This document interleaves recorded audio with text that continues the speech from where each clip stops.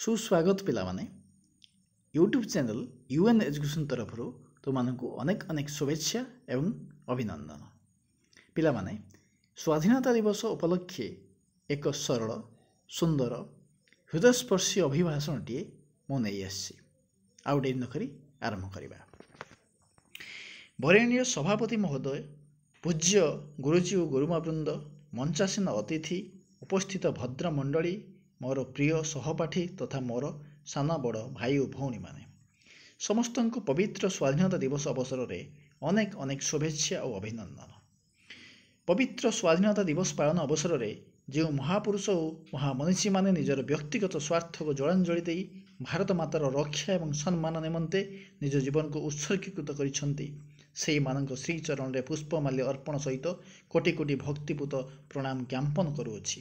तत्सहित आज परी एक महान दिवस रे मते किछि कहिबार सुजोग देइथिबारु मु आपनक निकटरे चिर कृतज्ञ।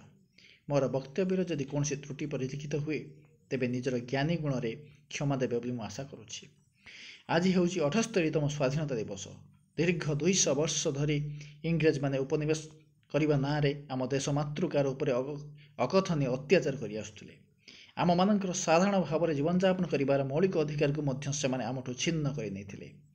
यार मूल कारण थिला भारतीय मानक मध्य एकतार घोर अभाव, जहाँकि इंग्रेज मानक मन मध्य एक बीज बपन करथिला शस्य श्यामला रत्न गर्भा परी भारत माता को लुंठन करने।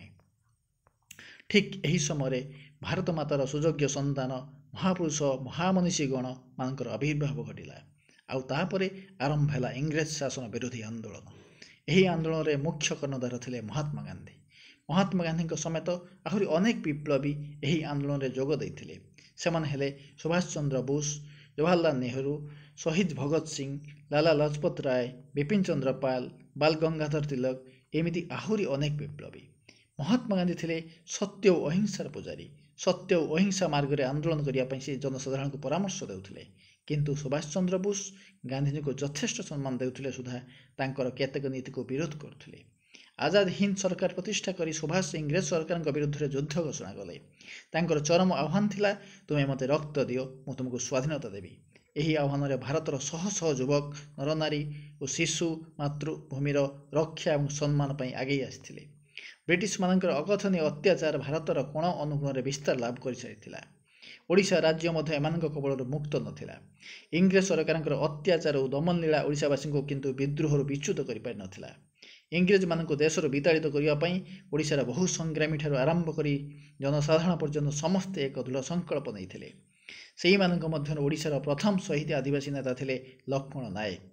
से एक सुनेली भविष्यतर परिकल्पन इंग्रेज सरकार सबु प्रकार दमन नीति को हसी हसी सही जाइथिले। किंतु शेष में स्वाधीनता संग्रामी मानकर अहेतुक त्याग बलिदान फलस्वरूप 1947 मसीहा अगस्ट 15 तारिख में आम देश भारत माता स्वाधीनता लाभ कला। मु आज से ही स्वदेश वत्सल त्यागी वीर संग्रामी मानक चरण में भक्तिपूत श्रद्धांजलि ज्ञापन करुछि। यह सत्य जे आज दिवस रे सारा भारत वर्षर कोण अनुकोण में तिरंगा पताका फरफर हो उड़ुछि, किंतु आम्भे माने सेतिकिरे सीमित हो जिबा उचित नुहे। कारण जो माने यही भारत मातार रक्षा सम्मान और मुक्ति पाई निज जीवन को तिल तिल करी जाली देइछंती। ब्रिटिश मानकर अत्याचार को खातिर न करी सेमानक विरुद्ध रे संग्राम करी इंग्रेज मानक भली राक्षस कबलरू देश मातृकार को मुक्ति देइछंती। सेही मानकर नीति आदर्श को जदि आमे आम व्यवहारिक जीवन में सामिल करि परिबा ताहले वास्तव में आज दिवस साफल्यमंडित हो पारिबो। तेणु शेष में मोर ए जनसमाज को एतिक निवेदन एवं आह्वान जे आपण माने समस्ते मातृभूमि जातिर सम्मान पाई सामूहिक स्वार्थ पाई भारत मातार टेक और सम्मान रक्षा पाई आगो को आगे आसतु। आमे समस्ते मिलमिशि आम देश को एक सोनार देश कर गढ़ी तोड़ा। स्वाधीनता दिवस की जय, तिरंगा पताका की जय, महात्मा गांधी की जय, सुभाष चंद्र बोस की जय, जवाहरलाल नेहरू की जय, शहीद भगत सिंह की जय, लाला लाजपत राय की जय, विपिन चंद्र पाल की जय, बाल गंगाधर तिलक की जय। वंदे मातरम, वंदे मातरम, वंदे मातरम। मु एतिकी कही मोर वक्तव्य शेष करुछि। जय हिंद।